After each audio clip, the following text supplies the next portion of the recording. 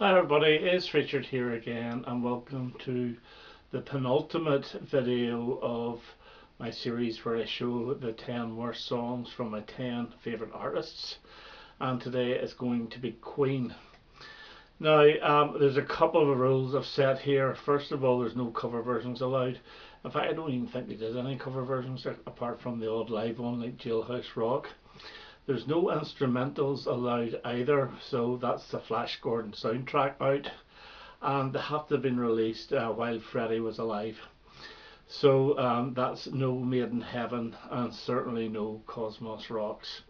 So if we get into this straight away, and my number 10, and it's a Brian May Roger Taylor song.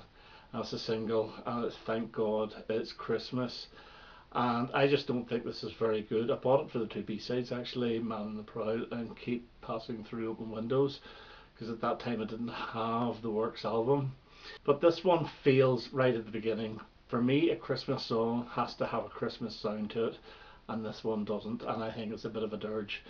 And it was a single in '84, and I think it got to number 20 something in the chart, so it didn't do that well. So Thank God It's Christmas is my number 10.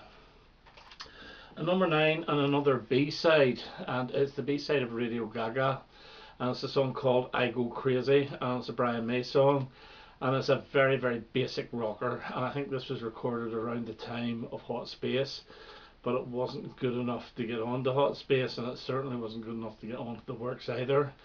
It's just very bland, you know, anybody could have done it, and it just doesn't sound like a Queen song at all. It's just a very, very basic rocker, and it's not very good at all.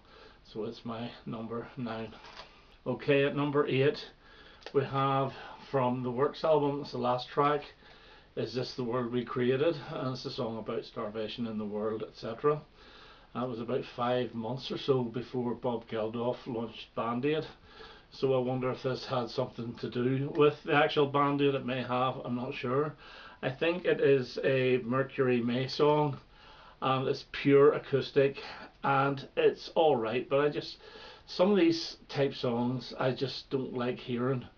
And also I don't think the melody is all that good on it. The guitar picking is beautiful, but the melody is not fantastic, and I know they used to do this live alongside Love of My Life when Brian was on the guitar, and Love of My Life is superb on an acoustic guitar. This one I've never rated it, and it's my number 8. And number 7, and we go back to 1976 from the Day of the Races album, and it is White Man, and it's a Brian May song, and it sounds as if it should have been on Queen 2 because it is quite heavy, it's quite proggy, and it's the weakest song on this album by a mile. I just think it's rather boring, and it doesn't destroy the album. I won't skip it, well sometimes I actually do skip it, but generally speaking I wouldn't skip any track, but this one to me I just think is weak, and so it gets my number 7. At number 6, and it is from Innuendo, and it is the track Don't Try So Hard, and I think this, although it's a Queen, it's credited as Queen, I think it's a Freddie Mercury track, and I think this is so boring.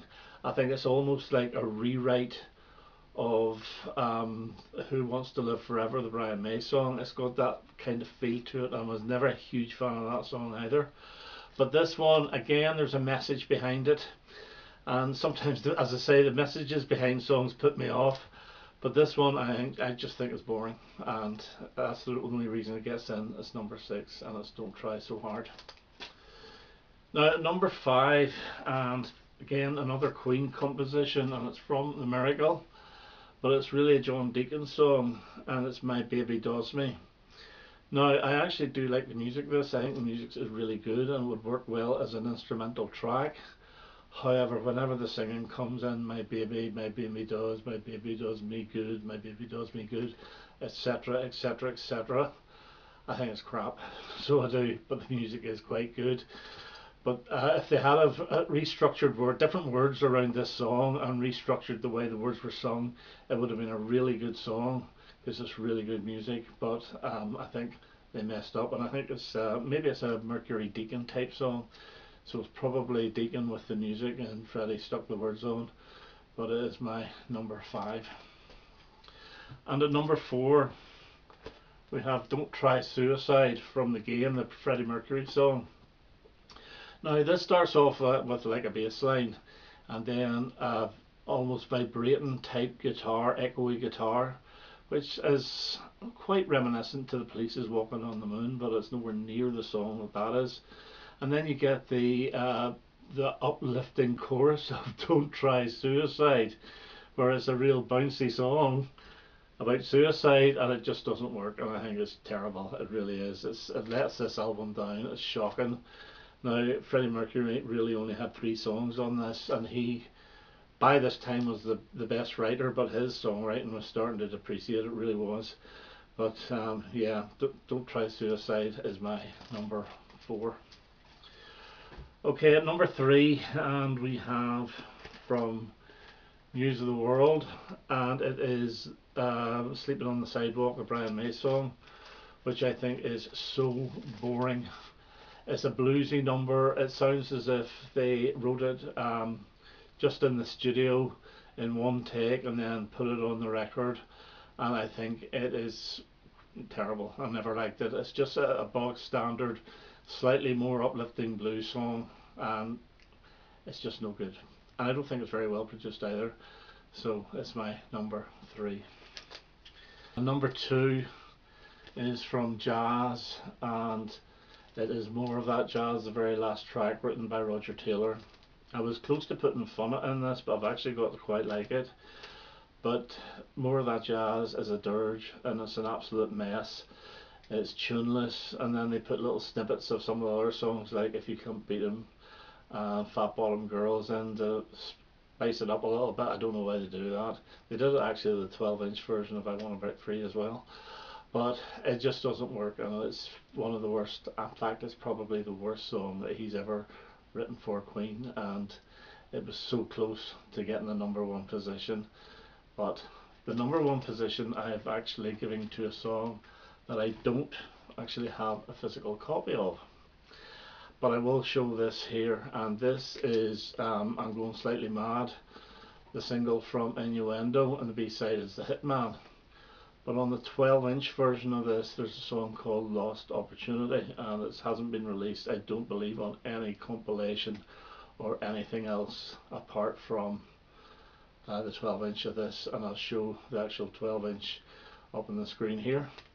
And this is a bog standard blues number, and it's a Brian May song, although it's probably credited to Queen, but it's him all over it, and he sings it, and it is a dreadful boring mess.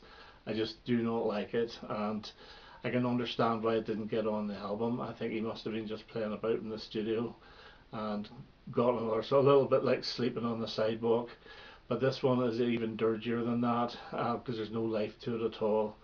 So the number 1 worst Queen song for me is a track called Lost Opportunity. As I say, I do not have it on physical media. Okay, so that's my rundown of my 10 worst Queen songs, or my 10 least favourite ones. And as I said, this is the second to last video in this series. The last one will be probably in a week or 2, and it's Nick Lowe. Okay, that's me for now. I hope you enjoyed that. So I hope to have another video quite soon. All the best. Bye bye.